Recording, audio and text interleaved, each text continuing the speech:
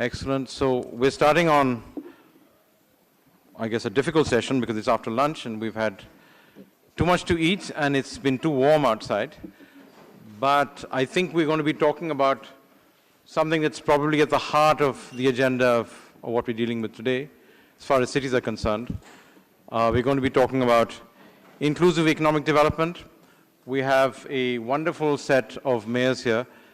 And you know, one of the great things about having so many good mayors in the room is, unlike the United Nations, where many of us have had many hours in the process of negotiation about problems, the first thing that we hear here is people cutting to the chase and focusing on solutions. I mean, that's a wonderful thing for me. Since the morning, we've all been talking about how to solve things on the ground.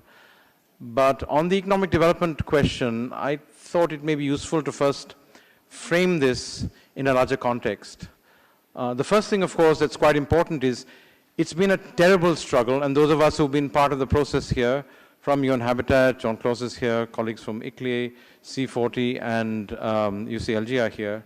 It's been a tremendous challenge to convince the member states that in spite of the fact that the bulk of the world economy is situated in cities, that cities should be part of this new post-2015 global development framework. So those of you who have been fighting this battle on the ground, making the changes in real time over the last many years, what you should know is that there was a very, very difficult process of bringing this to the forefront.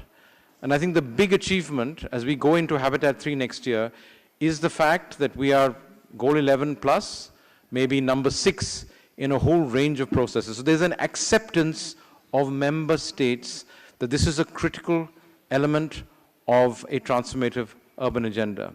However, there are some difficult challenges that we have to deal with. Some things that have been alluded to but not dealt with very carefully. To my mind, one of the most central questions, whether it's in the global south or the south and the north, is the question of poverty. And urban poverty is in many ways much more difficult to deal with, and it has a more horrible face than rural poverty. We cannot address, at least in my experience, questions of modern slavery without addressing structural questions of urban poverty. And that means contesting and reimagining how the urban economy is currently structured. And of course, the challenge for us now, unlike the era of the MDGs, is that we have countries starting from $600 per capita all the way up to $100,000 per capita in the same developmental frame. So the question, I guess, is, for mayors from across the world, from countries that are so different, what is it that is common? And I think the really important common thing is that cities are places where people come to transform their lives, where employment, and we haven't heard that sort of talked about very strongly, is the critical driver. People come to cities to transform their lives, to find meaningful work, and actually, in that way, not only change their own worlds, but change everybody else's world. So I would like to see, and I guess the challenge to my colleagues on this panel is to look at questions of how do we deal with the question of employment? And it's a serious question. We have to create 500 million new jobs over the next 15 years if the SDGs actually have to say have to be achieved. We cannot address the question of extreme poverty, and that's just one part of it. We will be unable to address the question of poverty unless we're able to put those new jobs on the table for the young people there, especially in Asia and Africa, and also transform the current framework of how employment actually takes place. And I think that's one of the core questions that we have to deal with. It's not only a question of dealing with balancing the environment, but also social questions that are tied to that. The good news, of course, is that cities add so much to the economic activity of the countries that they're part of. Globally, if you look at it, we're adding somewhere between 1 to 2.5 trillion a year in incremental output. So the good news is cities are driving the world economy, especially in a situation where many parts of the world, Europe, Latin America, and now even in Asia, employment is a core question. The challenge for us, of course, is to be able to open up the discussion of partnership with member states, to open up the discussion of partnerships with the member states along with, as Pope Francis said yesterday, transforming this economy, which is exclusive, which actually creates a whole range of environmental externalities and makes life for a whole range of people very difficult.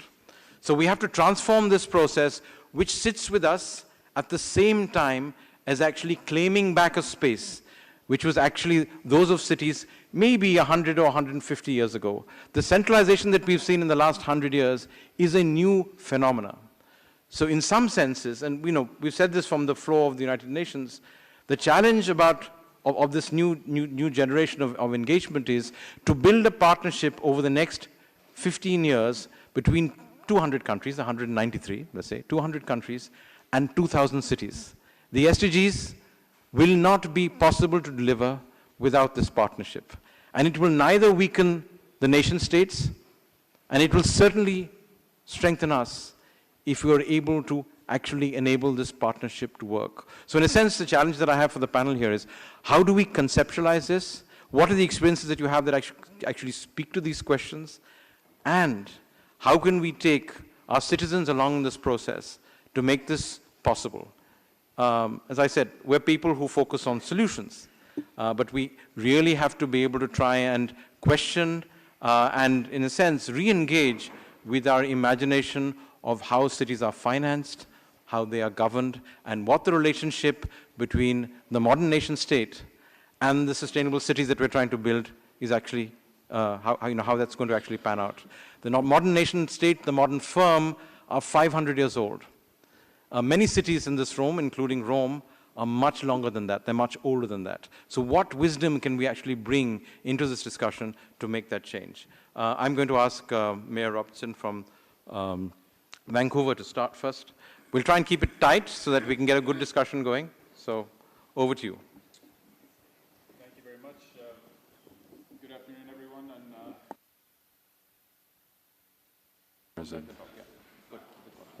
There we go. Good afternoon, everyone. Honored to be here, and a big thank you to our hosts, to Pope Francis and the whole team here at the Vatican for hosting us. Great to be with all of you. I'll just speak really to what we're doing on the ground in Vancouver in terms of sustainable development and our focus on building a city and an economy that creates opportunity for everyone.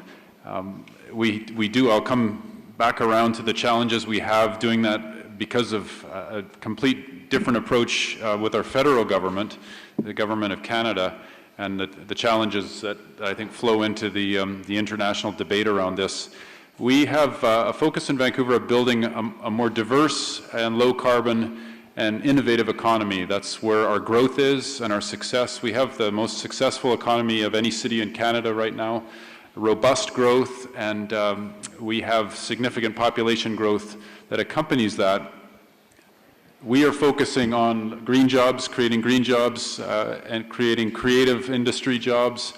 Those two have been where most of our job growth has been. With green jobs, we use the UN Environment Program definition, very specific. We have benchmarked it. We have a goal to double the number of green jobs in a decade. The first 3 years, we've had 19% growth of green jobs. I won't get into the definitions. I think everyone has a pretty good sense of that. But it's been the fastest growing group of jobs and sectors in our economy in recent years. We have as well creative jobs and technology. Vancouver is the #1 center for animation and visual effects in the world right now. Multi-billion-dollar industry, and film and television is a huge industry as well. Those jobs continue to grow very fast and create a lot of opportunities for young people in our city to be able to stay and live in the city and have good technology jobs. So those are very complementary, those jobs, to the historical resource-based economy that Vancouver was founded on: forestry, mining, energy, the biggest port in Canada, the biggest port on the west coast of North America. That's what established the city, but is now a very small portion of our economy compared to service industry and technology in particular. So we've focused on these new industries to make sure that we are with with the growth of innovation around the world and attracting talent and investment from all over on that front. We've had very strong economic growth, but we have also extreme poverty in Vancouver. About 20% of Vancouver is low income, living in poverty. We have a challenge with homelessness, which is typical of West Coast North American cities. We're the warmest city in Canada, so people tend to end up in Vancouver if they want to stay alive on the streets. We have a shortage of affordable housing. We have really inadequate support from our provincial and federal government for affordable housing, for mental illness, for addictions, and that's been a big problem on our streets. So we have set as a city our own goals. We have a goal to reduce our poverty by 75% on a 10-year plan right now, and to increase the median income in the city by 3% every year. We have taken actions to do that. As a city, we are now committed to paying a living wage. Every employee at the city, which is $20.68 is the living wage that we estimate for our region, and all the contractors of the city. We're now in the process of making sure everyone is earning that. We don't regulate the minimum wage, though, for the entire city. The province of British Columbia does that, and they've been very slow on the uptake. We're pushing for an increase to $15 an hour of the minimum wage. All we can do is advocate and organize with all the voices that are pushing for an increase in that provincial minimum wage. We have a few tools that we can use with our procurement. We have a social procurement framework. We have been a leader on social enterprise around the world, and the city, when we procure, has a preferential route for social enterprises, for business have positive social impact. We have community benefit agreements in our development, which means developers must hire people on low incomes to work on their construction projects, some of those operations jobs. That's been a good job training and job opportunity for low-income people in the city, that the city can build into all of the rezonings and approvals that we do. We have real challenges with our federal government, and I'd say that in 3 different areas: in immigration, first in housing, and in energy. With immigration, the federal government is focused on millionaires and attracting lots of money from around the world, concentrating that wealth in Canada, which creates different issues. Affordable housing is harder and harder to come by as investment pours into cities like Vancouver. We would like to see more refugees. We'd like to see more people of mixed incomes and backgrounds from around the world. Canada has lots of space for immigrants, and we would like to be a willing partner, but have a difference of opinion with our federal government on that. But we have a very supportive process within the city on settlement, integration, settlement. We are a sanctuary city, so people have access to all city facilities and services without fear of being turned into Immigration Canada. We're working on that front as well. But again, challenges with the federal government approach. With housing, the federal government does not fund much on the affordable housing front, so we have real challenges establishing that as they collect half of their tax dollars in the federal government. With energy, we have a commitment to be 100% renewable in Vancouver. This ties to our green jobs. This means that we have more energy security, more energy safety, energy independence, obviously a key goal for our climate and environment, and a job creation strategy in Vancouver. But it conflicts with the federal government, who are completely focused on oil and gas development and developing the Alberta oil sands, exporting hydrocarbons around the world. That's their economic focus, and ours is quite the opposite. So we have real challenges. There's a federal election this October, so things may change that make the federal government a willing partner in building the renewable energy sector up and giving us more opportunity to create green jobs in Vancouver. We will continue again to advocate for that and push very hard, believing that just as a plug for 100% renewable, at COP21, if you look at 192 heroin addicts showing up at COP21, and you tell them we have to reduce our usage by by 80%. Well, they might agree initially, sounds like a good idea. We need to reduce our addiction by 80%. But soon thereafter, everyone will be fighting over the last 20%. They will be trying to kill each other to get at the last 20%. And those with the most weapons will get the 20% that's left on the table. So the 100% renewable goal is about getting those drugs off of the table completely and talking about what healthy living looks like altogether and building a whole new economy around that. So I'll just say in closing that that's a way that we like to talk about it, creating new jobs and cities leading the change. We need a committed partnership from other levels of government. That's been the most difficult piece in Vancouver. And at the same time, we have a strong vision for sustainability, and I think the big strategies that we have as city complement the global sustainable development goals. We'd like to see the bar raised really across the board. We'll be very supportive of all the work that is taking place with the various networks focused on sustainable development goals. Thank you. Brilliant. Thank you, Mayor Robertson. So getting carbon off the table, I guess we'll turn to the other side of North America. Mayor Wolf from Boston. Thank you very much. Are we on there? Okay. I want to begin by thanking the Holy Father for pulling this conference together. This has been truly one of the most substantive conferences I've ever been to, and really I've learned a lot. So I want to thank the Holy Father and everyone here at the Vatican. I'm going to talk a little bit about the city of Boston. Our inclusive economic development is one of Boston's most fundamental challenges that we face at this moment. We're in the third largest in the history of the city of Boston, the third greatest building boom in our city's history. We have over $7 billion worth of construction going on in our city right now. Our unemployment number has fallen to about 4% or just under 4%. It's the lowest since the early 2000s. But some measures we look at, we have the highest numbers. Income inequality in the U.S. Is about the top 5% earners in Boston earn between $240,000 or more. That's 15 times more than the bottom 20%. So clearly, right off the bat, when it comes to wages, we have a hard time. And the wages who are at that bottom 20% make $16,000 a year or less. That ratio is the third highest in New York, in the United States. Income is only half of the equation. The wealth gap is just as severe, strongly impacted by expenses and housing. 46% of Boston households don't have enough assets to cover 3 months of expenses. And that's compared to 44% in the United States of America. In Boston, that rises to 69% for our black residents and 75% for our Latino households. Those families are on the edge of disaster. And you think about that in one of the most successful cities in the world, if you look at all of the indicators right now of where we are as a city. So we are keenly aware of what's at stake.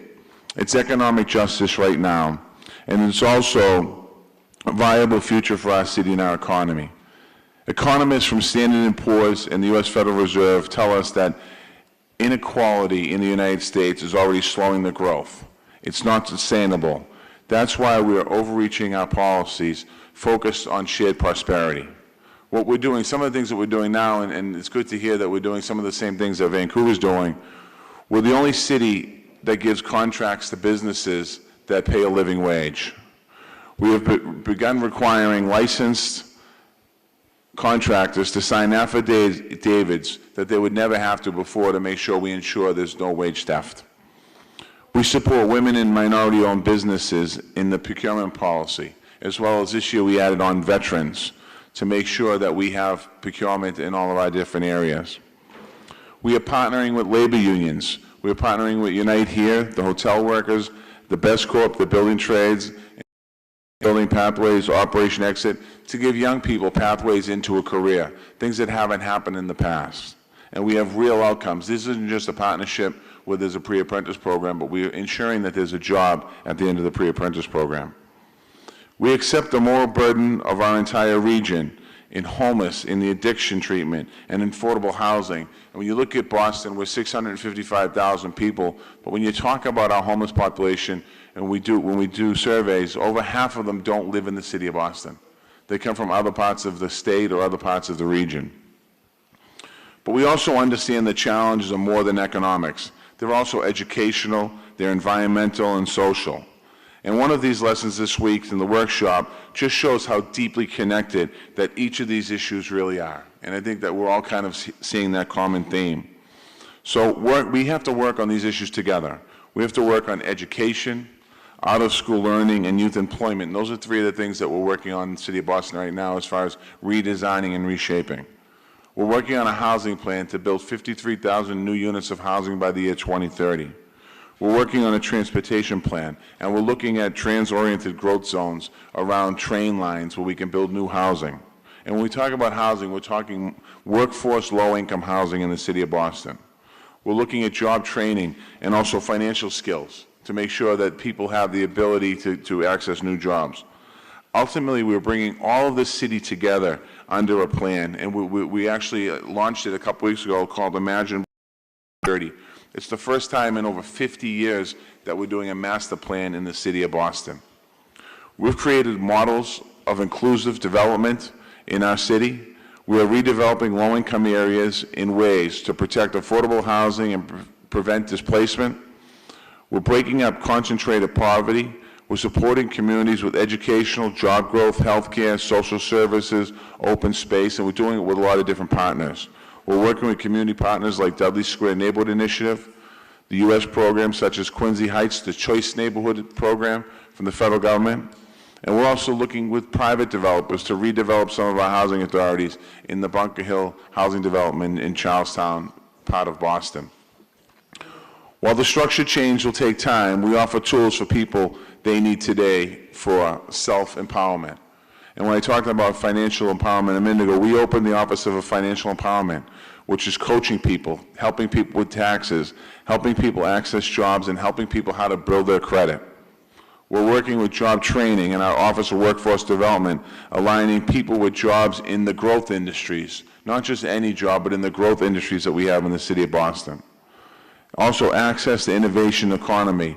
Our neighborhood innovative districts, we had a lot of incubator startup space coming to our innovation district in Boston, which was a very high-rising neighborhood. We decided to put an incubator space right in the heart of Roxbury, an area that didn't have it, so people can access incubator spaces, so it's not just for certain areas of the City of Boston. We've built partnerships across every sector, and we're working on partnerships in cities and regions, and this conference is one of those that allows us the opportunity to build partnerships with other cities from around the world. And I want to thank you for being here today. The U.S. Conference of Mayors, the Cities Opportunity Task Force, put together myself, Mayor de Blasio, Mayor Murray, Mayor Hodges, and other mayors from around the country to sit down and talk about this important issue, to share ideas and our voices nationally. So I think that what we're talking about today and what we've talked about the last couple of days, all of the issues is right where we need to be. I want to thank you for the opportunity to say a few words today. And also, I just want to apologize. I have to sneak out in a few minutes to talk to my local press about this. And I think it's important, the last thing I will say, I think it's important for all of us to make sure we talk to our press, not just about what you're doing here, but what we're all doing here, because it will get the attention that the Pope is intended this conference to get. Thank you. Thank you. Just to pick up on that, on the idea that you had just now, which I heard, building this 2030 plan for Boston. I think one of the key instruments that has emerged from this discussion is that we have to have more and more large and smaller cities across the world that commit to the integration of the SDGs into their own planning frameworks and their investment frameworks and how they can be financed. Because without that, operationalization will become a big issue. Because, like you said just now, if we had to deliver the SDGs, it means that we are signing up to provide universal health and educational coverage to 5 billion people across the planet. It's never been done before. And people like yourselves and your teams are going to be the front end of that delivery, in spite of the inequality, in spite of the structural challenges that we have with our federal government. So, I mean, you know, if you're able to provide that kind of an example, like in New York, or in Vancouver or in Johannesburg, I think we are then able to move things forward. Yeah, thanks very much. So we move across now to Dakar, to Senegal. Mayor Sall. Je vous remercie. Je m'en vais raconter la petite histoire de Dakar en quelques minutes. Rassurez-vous, ça ne va pas être trop long. Dakar est la capitale du Sénégal depuis l'aube de nos indépendances, je crois depuis 1958-59. Les autorités locales de l'époque avaient choisi de transférer la capitale du Sénégal de la ville de Saint-Louis, qui était au nord, à l'extrême nord du pays, vers la ville de Dakar, qui était plus centrale et donc qui était plus à même de favoriser l'intégration nationale d'un pays naissant. Et Dakar a bien réussi cette fonction. Mais personne ne s'était préparé à un développement démographique et économique qui a bouleversé tous les équilibres dans cette région qui était si belle à l'époque qu'on l'appelait le Cap-Vert. Cap-Vert parce que la végétation était luxuriante et quand on quittait l'Europe pour venir en Afrique, c'était véritablement la première zone de grande végétation qu'on trouvait. Aujourd'hui, ce nom de Cap-Vert a complètement disparu du vocabulaire. Cela vous laissera comprendre l'évolution écologique aussi qui a suivi le développement économique de cette capitale. Une fois que la capitale a été installée à Dakar, le Sénégal a connu une longue période de sécheresse qui a fait que les populations rurales et paysannes ont migré vers la région de Dakar de façon massive. Je crois que la population de Dakar en 1960 tournait autour de 200 à 300 000 habitants. Aujourd'hui, la région de Dakar compte 3,5 millions d'habitants sur une population de 12,5 millions d'habitants pour le Sénégal. C'est dire que cette région, qui plus est une petite presqu'île plongée dans l'océan Atlantique, c'est dire que cette région est confrontée à de terribles problèmes pour pouvoir accueillir convenablement toutes ces populations. Populations qui, pour la plupart du temps, n'étaient pas préparées aussi à vivre à Dakar, puisque la plupart c'était des paysans. Et donc, ils sont venus développer l'économie informelle dans la région de Dakar, à travers de petits métiers, menuiserie, maçonnerie, des mécaniciens, des tôliers, mais aussi à travers le commerce. Le maire d'Accra l'a souligné ce matin, quand vous arrivez à Dakar, ce qui vous frappe le plus, c'est le nombre de ce qu'on appelle les ambulants, c'est-à-dire des commerçants dans la rue qui vous proposent qui un appareil photo, qui un téléphone, qui des pistes de téléphone, etc. Alors, aujourd'hui, nous sommes confrontés à de réels problèmes liés à la surpopulation qui elle-même est liée au fait que le pays a traversé 30 années de sécheresse, poussant toutes les populations rurales vers une seule région où elles pouvaient trouver de l'activité économique, parce que c'est à Dakar qu'il y a le port, c'est à Dakar qu'il y a l'aéroport, c'est à Dakar qu'il y a les grandes industries. Comme je l'ai dit, il n'est pas possible de développer un système d'assainissement adéquat pour toutes ces populations, en tout cas dans un temps réduit. Il n'est pas possible d'offrir un système éducatif pour satisfaire toutes les demandes. Il est encore très difficile de satisfaire la demande en électricité, etc. Il s'est ajouté à cela que Dakar, du fait même que c'est une région côtière, parce que c'est une presqu'île, est confronté à d'autres types de problèmes climatiques comme les régions côtières.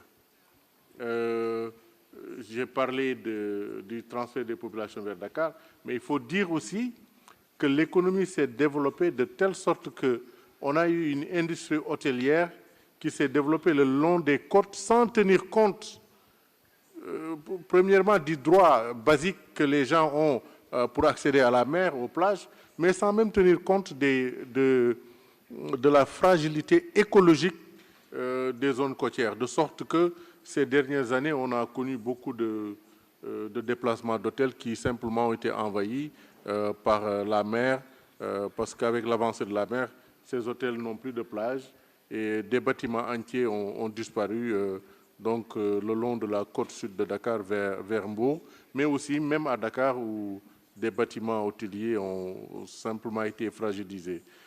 C'est dire donc qu'à côté des problèmes économiques, il y a des problèmes climatiques qui sont réels et qu'il faudra solutionner. C'est pourquoi il y a quelques années de cela, conscient des difficultés qui sont liées au changement climatique, les autorités locales de l'époque, je n'étais pas encore maire, à travers ce qu'on appelle la communauté d'agglomération de Dakar, qui regroupe plusieurs villes, dont la mienne, Guédiawaye, avaient pensé qu'il était nécessaire de développer un plan climat. Ils ont pu le faire avec l'appui de la région Île-de-France, la région parisienne, qui a accompagné à travers une étude et qui a permis de mettre en place un plan. Un plan qui s'est beaucoup intéressé à la question de l'efficience énergétique, qui s'est intéressé à la question de la protection des côtes, un plan qui s'est intéressé à la question de la fluidité des transports, parce que la région de Dakar, malheureusement, est organisée de telle sorte que toute l'activité économique est concentrée sur ce qu'on appelle le plateau, le centre-ville, alors que le plus gros des populations habitent la banlieue. Et donc, le matin, c'est un mouvement pendulaire, tout le monde va vers le plateau, et le soir, tout le monde revient vers la banlieue. De sorte que cette problématique de transport a été prise en compte.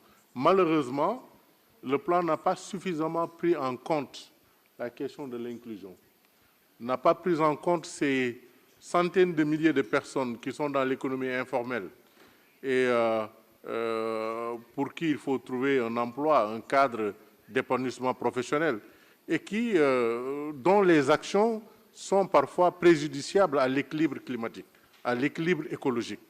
De sorte qu'aujourd'hui, on a de graves conflits entre ce qu'on appelle les tenants de l'économie informelle, qui, eux, ils doivent vivre, ils ont le droit de pratiquer leur métier, de rentrer à la maison le soir avec un petit gain qui leur permet le lendemain de s'occuper de leurs enfants. Il y a ce droit-là. À côté, il y a la nécessité d'avoir une urbanisation, disons, organisée, une urbanisation acceptable pour les élus et pour les autres habitants de Dakar. Et donc, il y a des conflits qui se traduisent de plus en plus par des conflits, y compris physiques, par des mouvements de déguerpissement, mais aussi par des émeutes. La dernière fois, le maire du Plateau, qui est un arrondissement de Dakar, a été convoqué par la police parce que lors de déguerpissement, il y a eu des incendies de cantines et d'autres ateliers. Ça veut dire qu'il y a une vraie tension sociale liée au fait, ne l'oublions pas, que ces populations se sont implantées à Dakar suite à une longue période de sécheresse. Et elles s'implantent à Dakar sans tenir compte de l'équilibre de l'écosystème. Et aujourd'hui, on ne peut développer un plan climatique, on ne peut développer Dakar sans vraiment intégrer tous ces aspects, d'où la nécessité pour nous vraiment d'adopter une stratégie inclusive qui fasse en sorte en dehors des questions typiquement écologiques, il faut aussi intégrer la dimension économique, la dimension sociale. C'est cela que je voulais partager avec vous, en espérant que le système de questions-réponses me permettra de revenir sur certaines autres questions. Je vous remercie. Thank you, Mayor Sal. I think, you touched on three very important things. The first one is the importance of the informal economy, and especially across the Global South, this is the core issue that we have to deal with. We cannot talk about economic development, certainly inclusive economic development, without dealing with the informal economy. In India, for example, 85% of the urban employment is in the informal sector. We're a $2 trillion economy. 1/4 of that comes from the urban informal sector. So it's very, very large. The second thing, which I think is very important, and we don't often stress it, is the linkage between rural and urban areas. And especially when you laid out the challenges of drought, and as it plays itself out in many parts of the world, with climate change, this is probably going to be a very important thing for us to address. So one of the responsibilities in some senses of sustainable urbanization is to keep the balance between the rural and the urban. Villages and cities are two sides of the same coin.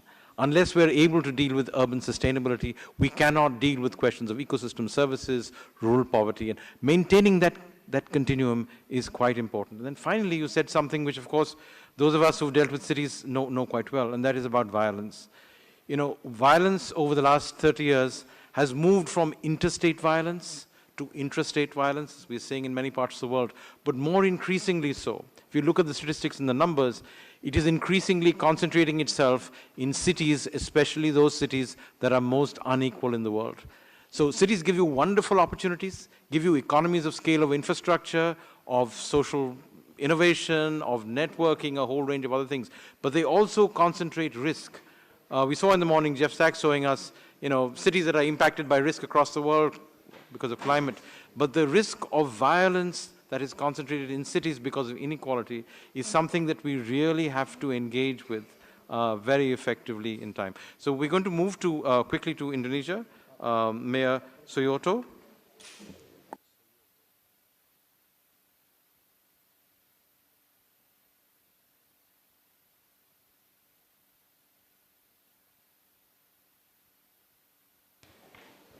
Yeah, come to the discuss.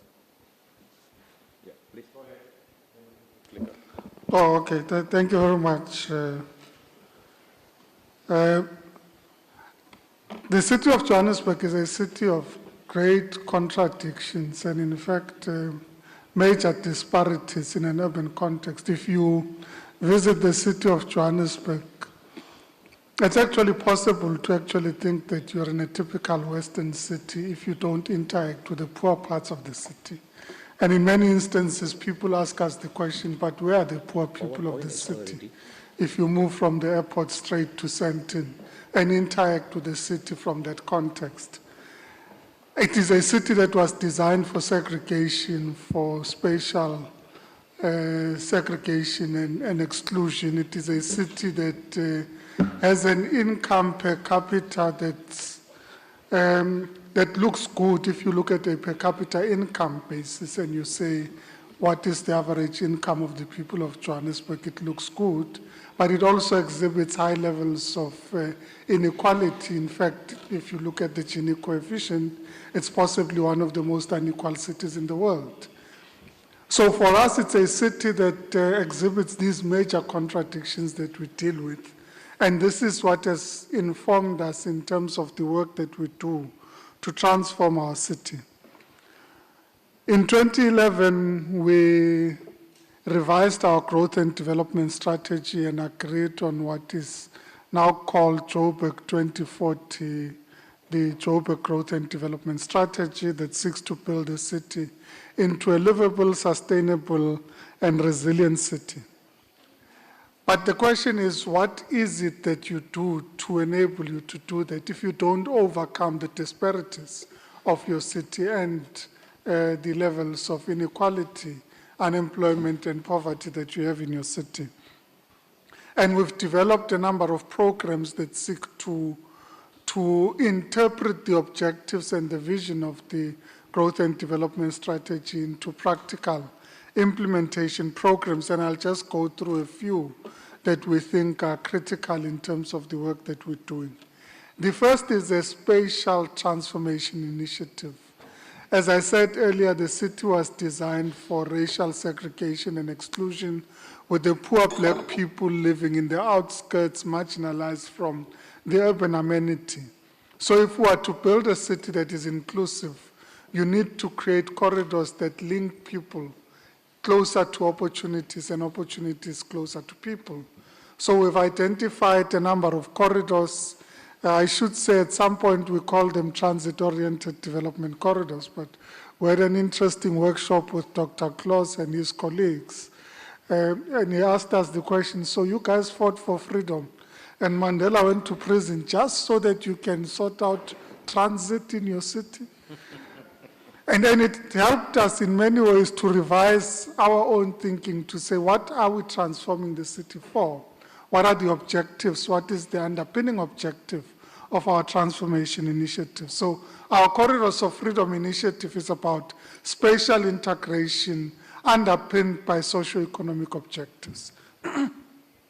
And as I said, it's about bringing people closer to opportunity and opportunities closer to people, and using the corridors as a means through which we can, one, increase mobility, increase intensity of land use, and increase density so that you can be able to get the urban efficiencies that you require to enable your city to function better. But we've also said that within the context of building an inclusive urbanism form in the city of Johannesburg, what are the other programs that we can implement to help us achieve our objectives? The first is last year we unveiled a community co-production model that started with last year, in the last financial year, an allocation of about $100 million to community-based enterprises and cooperatives that would be allocated resources to co-produce municipal services. In this financial year, we've extended that to about $300 million, which is about 30% of our repairs and maintenance budget, 30% of our contracted services budget, and 15% of our capital expenditure in the city that we're now allocating to community-based enterprises and cooperatives so that you're able to incubate and facilitate local enterprises where people in their own communities are able to provide municipal services. We've also formed a number of strategic partnerships, and I'll run through this very quickly due to limitations of time. The first is a relationship we've built with the two large universities in our city, Wits and UJ. But I'll talk about them slightly separately. With the University of Wits, we've agreed to set up, in fact, to enhance the work of the Johannesburg Center for Software Engineering so that we're able to improve research and development in software development and engineering. And at the back of the Johannesburg Center for Software Engineering, this year developed the Tshimologong precinct, which is really a precinct that is a partnership between the city and the university and the private sector, from which we can develop software engineers, app designs, and a whole range of other digital initiatives that can enable the growth of smart economy initiatives at the back of Wits University. We've also entered into a partnership with the University of Johannesburg. And the first part, which is linking back to the relationship we have with Wits, is something we'll be launching on the 7th of August, which is a digital ambassadors program. Now, if you think of digital access as a means of determining inequality, Johannesburg has an inequality range of about 50%, because 50% of the people of Johannesburg do not have access to the internet. And in certain communities, that goes up to 80%, with the vast majority of our people having access only at the workplaces. How do we create digital access? We're rolling out 1,000 free Wi-Fi hotspots by next year, June. We're in the process of rolling out the Wi-Fi hotspots. But it's one thing to have hotspots and access. What about digital literacy? So the project that we're launching is a project that is intended to ensure that we reach out from July this year to all corners of our communities, creating digital literacy in our communities so that more and more people can have access to the internet and take advantage of the digital revolution, download applications, and a whole range of things that they might want to do on digital platforms. We've also sponsored the first Green Economy Research Chair at the University of Johannesburg in the country. So we, together with the university, have now established a research chair on green economies and are beginning to incubate green enterprises in the city of Johannesburg. We, in fact, 2-3 months ago, unveiled the first few of those enterprises that came out of what is called Resolution Circle at the University of Johannesburg that is incubating these green enterprises. And for us, it's important so that when we talk green economies, it's also about facilitating local enterprise development and innovation at a local level. At the back of that, we've also entered into a partnership with ZERI, which is an international network of professors, designers, and companies that are involved in green stroke blue economy initiatives. I should say we visited my good friend Charlie Hales from Portland, Oregon, a month or two ago to look at a technology that they've incubated to create energy out of in-pipe turbines, generating energy from the electricity from the energy in your bulk water pipes.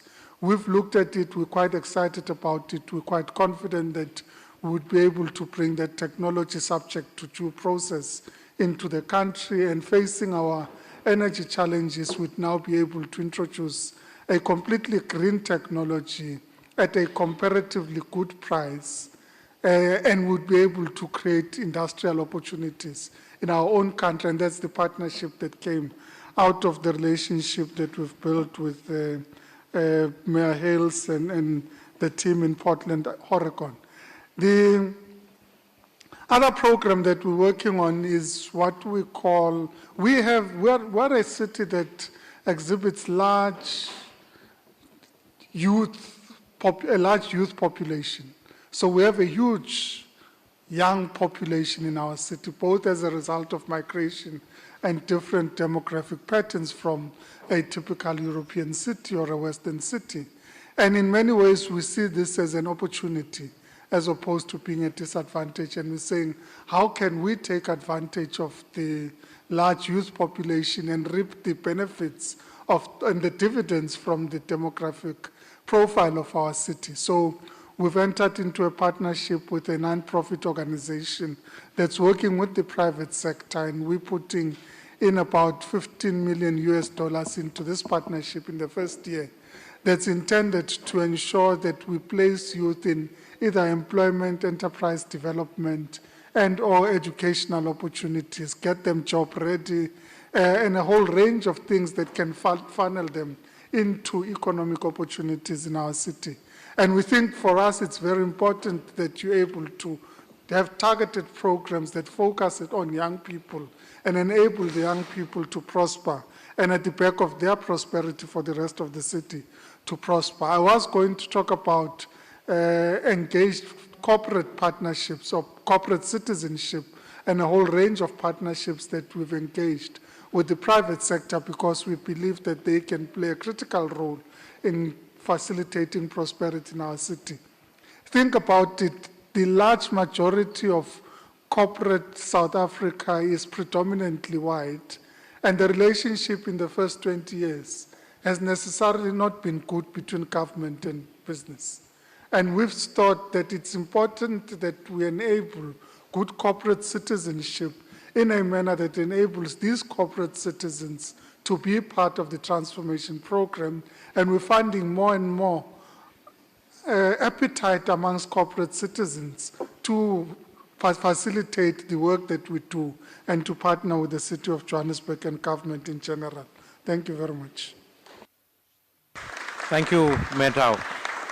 That was a very, I mean, you run one of the more confounded cities in the world because it was designed to be exclusive, and you've made remarkable progress here. But I just want to highlight three things. The first thing is territorial development and dealing with special issues. It takes time to organize them, and linking jobs and work together is the heart of that process.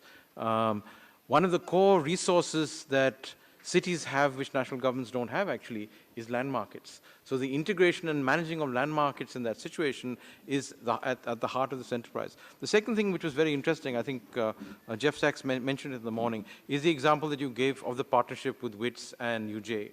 I've had the opportunity of having dinner with the Vice Chancellor, and I was quite surprised to see that here's a university trying to build a partnership with the city government to redevelop part of the city, and that's going to become a key economic driver. So that's something else that's quite interesting. And the question of corporate partnerships and how you manage the market in some senses, and harness that to deal with, with questions of the common good is not an easy one. It's complex to deal with, especially in a situation like South Africa. So can we turn it over now to Mayor Soyoto? Can we be quick? Thank you. We don't want to eat into coffee time too much. Thank you.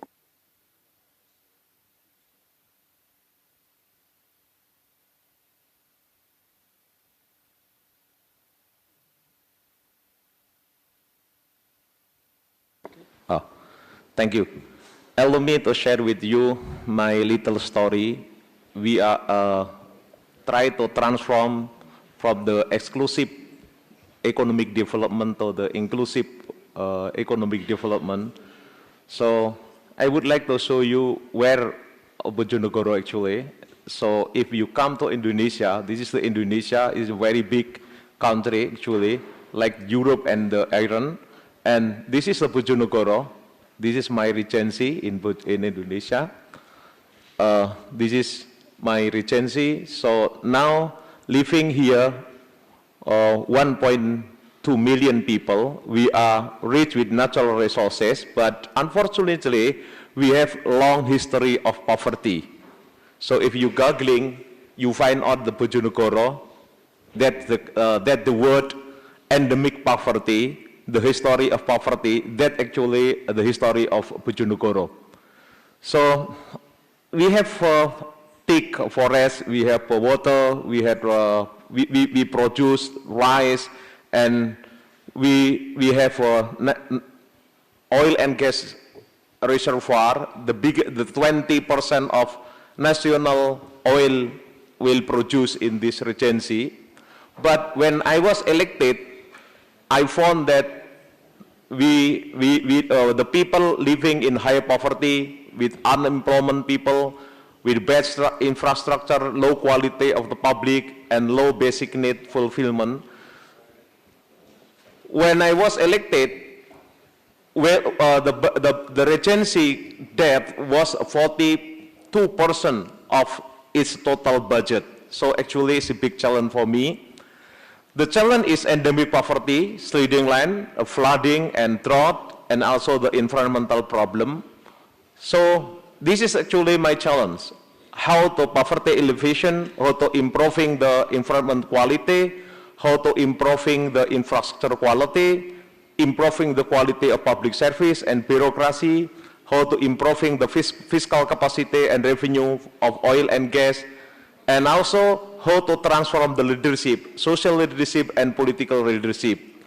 We are very fortunate because in this regency found the oil and gas in this year will peak production.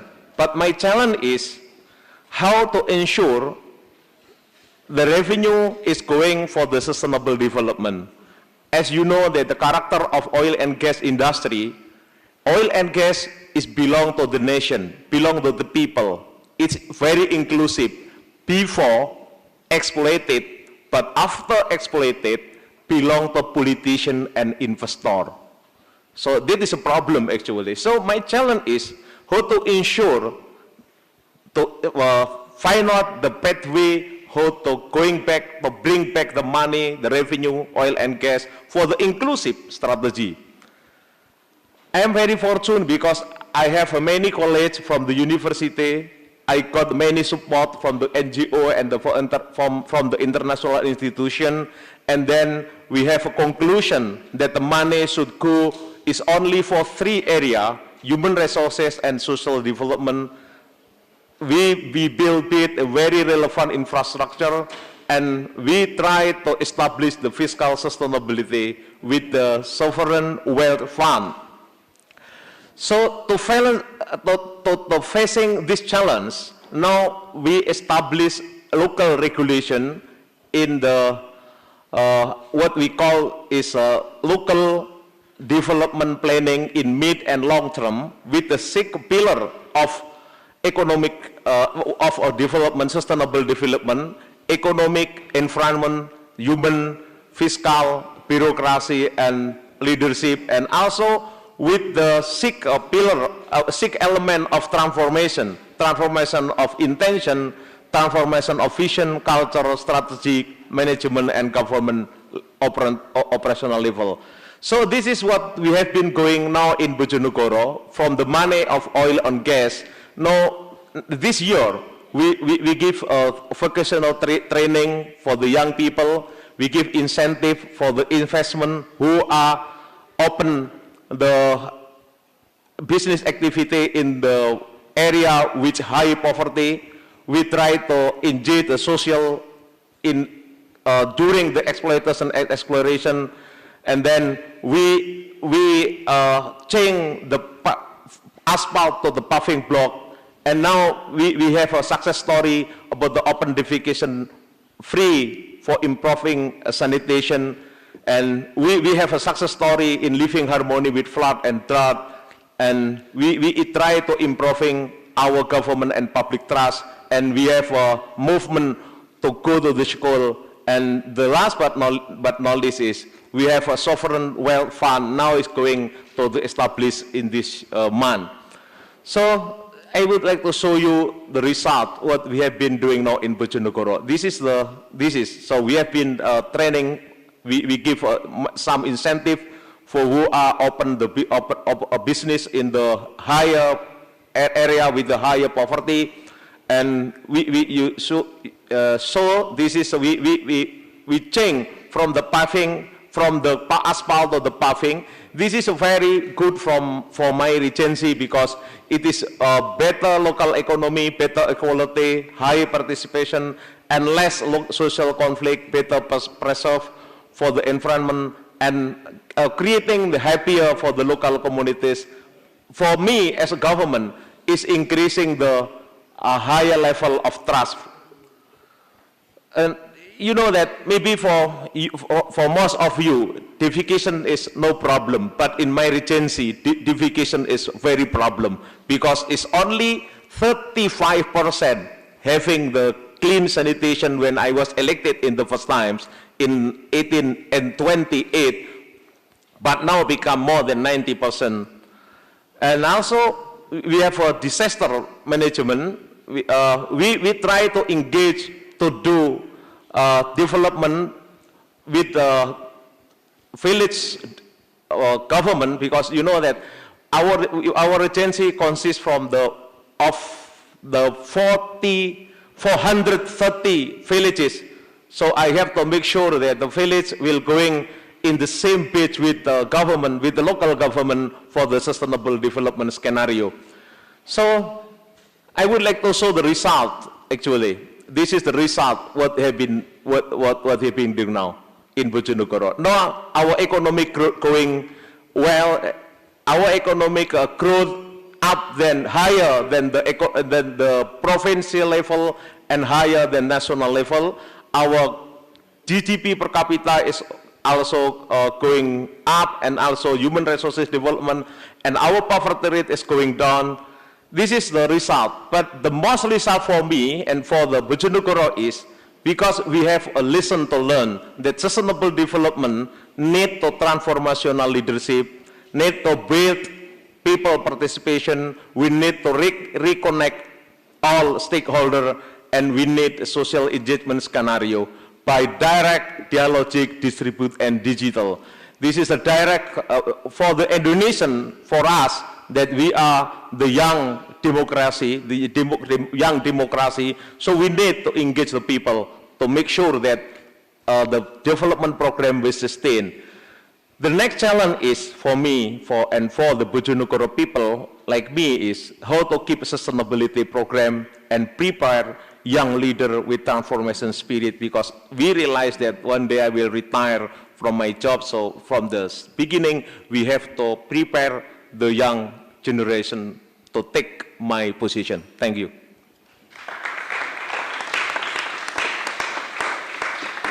Thank you, Mayor. That was a very interesting articulation of how you can use a framework which is broken up into different parts to actually track process.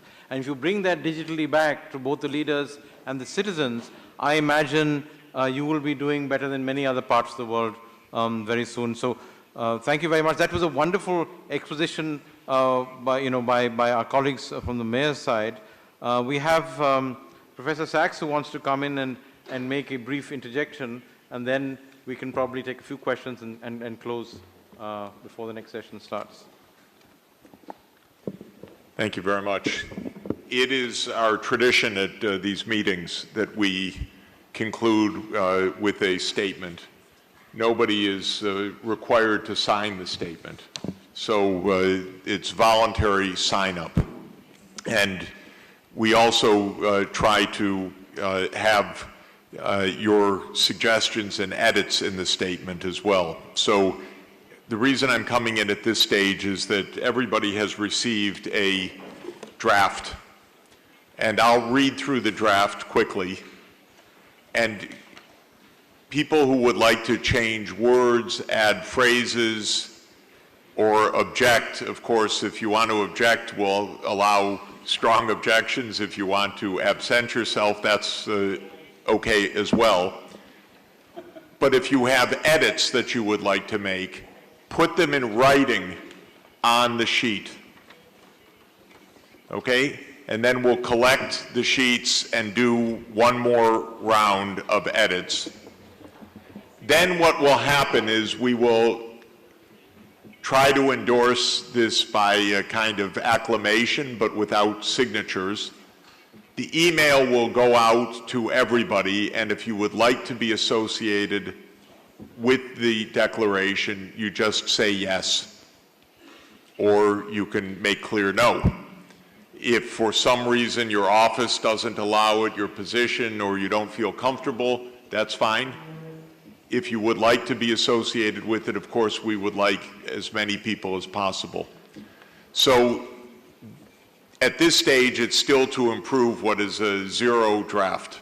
And the draft is just written just now, trying to capture the spirit of the discussions up to this point.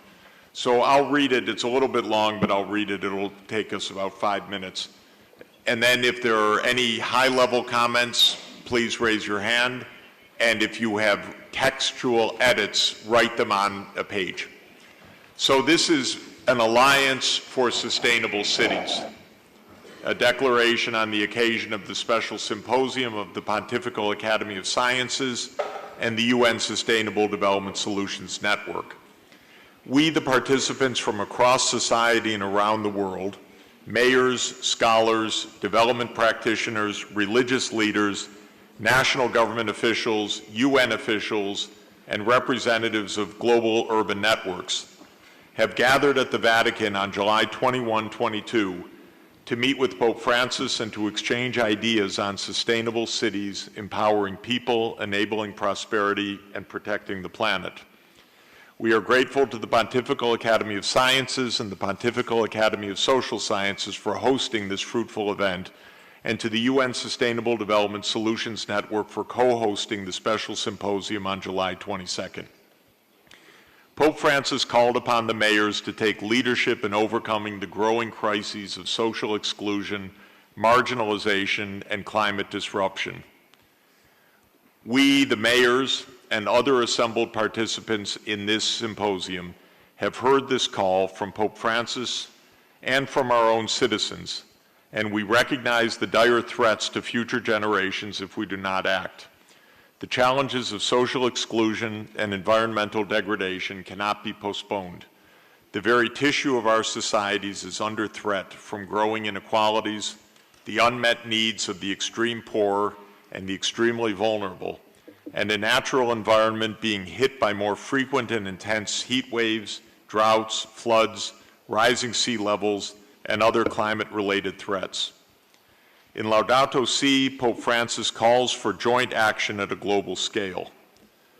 I won't read the whole thing except to say interdependence obliges us to think of one world with a common plan. We are gratified that the new Sustainable Development Goals, SDGs, to be adopted by the UN member states at the United Nations on September 25th, the 70th anniversary of the UN, and at a special summit opened by Pope Francis, can help the world to formulate a, quote, common plan and a global consensus. We, mayors, and other participants commit to endorse the SDGs in September 2015. We pledge to work towards their success in our own cities and to partner with others around the world to help all of the world's cities, to achieve the new SDGs. To this end, we pledge today to work together cooperatively and actively across cities and across sectors to form an urban SDG alliance. This new alliance will be open, voluntary, participatory, and eager to engage all urban stakeholders that are committed to sustainable development and to the new SDGs. The UN Sustainable Development Solutions Network will work with its member universities, city governments, urban network partners, and UN agencies, and the Pontifical Academy of Sciences to give substantive support to this new alliance. The objectives of this alliance will include the following: helping cities to achieve the SDGs and to fulfill the ambitions of SDG 11, that every city and human settlement be inclusive, safe, resilient, and sustainable. Helping citizens and businesses everywhere to understand the SDGs. Promoting and strengthening universities to be innovation hubs for sustainable development. Helping cities to create SDG-based plans. Identifying pathways to a low-carbon economy. Identifying new opportunities to create decent and sustainable jobs and promote economic and social inclusion. Creating new channels for urban sustainable financing. Identifying strategies to combat human trafficking and all forms of modern slavery. Working with UN Habitat and other partners to ensure the great success of Habitat 3 in Quito in 2016. The Urban SDG Alliance will have its launch on September 24th, 2015, near the United Nations on the eve of the global adoption of the SDGs. We welcome all partners in this new alliance and invite them to the launch on September 24th. Finished statement.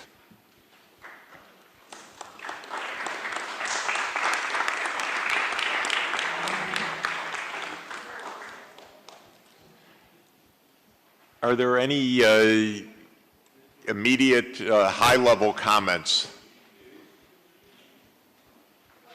Please. The one thing that jumps out, given all that we spoke about yesterday and the Holy Father's Laudato Si, there's very clear language around combating human trafficking and all forms of modern slavery. There isn't very clear language on eliminating the combustion of fossil fuels. There's pathways to a low-carbon economy, which is a very soft commitment compared to the precarious situation we find ourselves in. Good. I will tighten up that language. Okay. Great. Thanks. Thank you. Excellent. Please. Hey. Well, I think the sentence, growing crisis of social exclusion, marginalization, this is not my area, but to me that, excuse me. So, hi. I think you've done a terrific job, and I want to congratulate everybody here. However, the sentence, growing crisis of social exclusion, marginalization. So this is not my area, but that seems terms of art to me. Okay. And doesn't describe how human beings really live, marginalization, exclusion. And I don't think it's growing in that poverty has been reduced. So I think I would say something more along the lines of building a fair and just economy in which the dignity of each person is recognized. I don't care how you say it, but you get my point. Good. If you could put some words there. Thanks. Good. Thank you very much. Please. Microphone.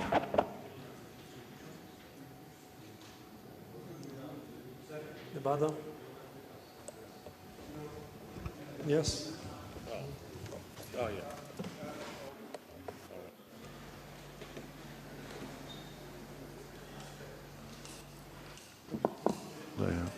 Okay. Professor, in relation to what has been put in respect of combating human trafficking and modern slavery, one of the purposes of the conference was to bring about a situation where there would be world support for the inclusion of that language in the SDGs. Right. And there's no reference to this in respect of the SDGs whatsoever. Good. Let me add that in. That's a very good point.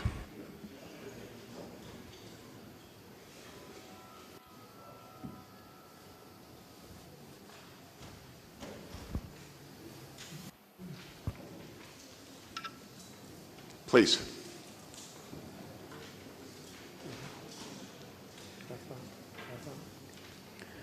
Ontem, somente um momento foi tratado.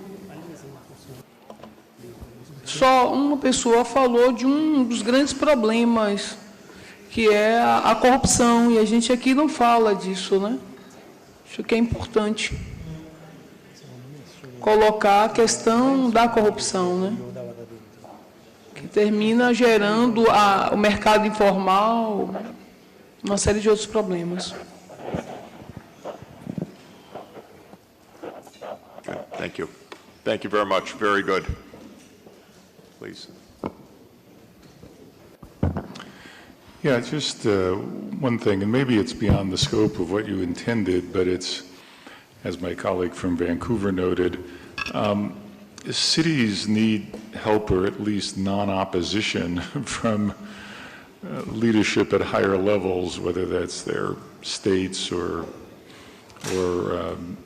national governments or whatever it may be. And I think one thing that this alliance could do is add that to their list of goals. It's certainly a hard one, and it's something we don't control completely, but as a group,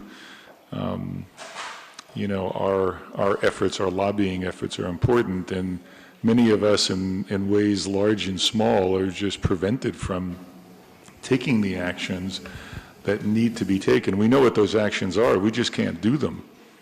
And unless that changes, we won't reach the success that we need, certainly not in the time frame. So something about that, some reference to that, I think would be important.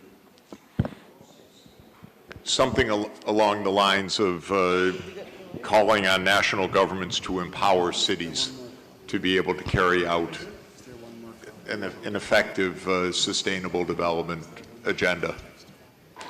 So at a minimum, yeah, I probably put it a little more aggressively, and I'd have to think about how to word it, but I mean, I do think if this really goes, and if we really can get a lot of cities, international cities involved in this, then I think it's, yes, at a minimum what you said, okay, but perhaps to be more aggressively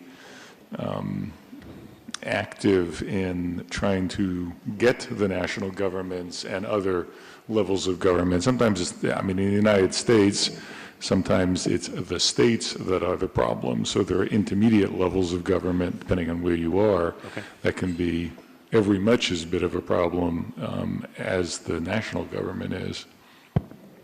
Excellent.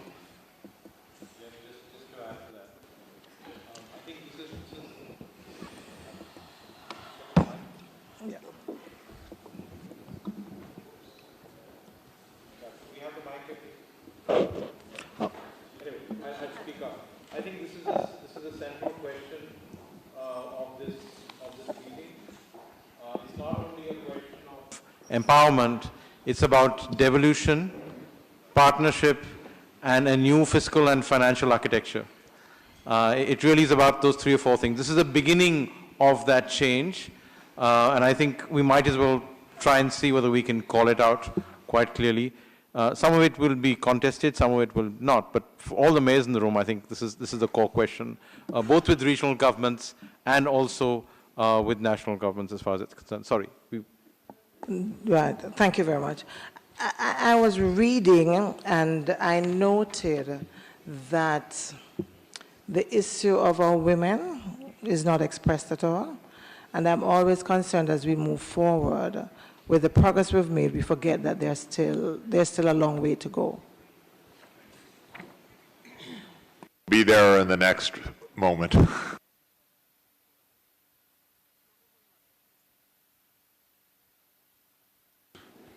one final thought and a huge thank you for the drafting that's gone into this. In the bullet point, identifying new opportunities to create decent and sustainable jobs, to promote economic and social inclusion, and to help end homelessness or ensure right to housing. Seems like we all face major issues with housing and homelessness. Yeah, just to outline that, I think the SDG frame has many of these things in it. There's homelessness, there's basic services, there's access to, etc. So that frame is inside it. What I probably is not so clear in this articulation is the other SDGs which are central: poverty, water, energy, education, health. So we can maybe reframe that so it's a little bit broader. But yeah, I mean, we probably don't want to list everything one by one. The frame actually has it inside it. And many of us have worked pretty hard at trying to make sure the frame was inclusive. Yeah.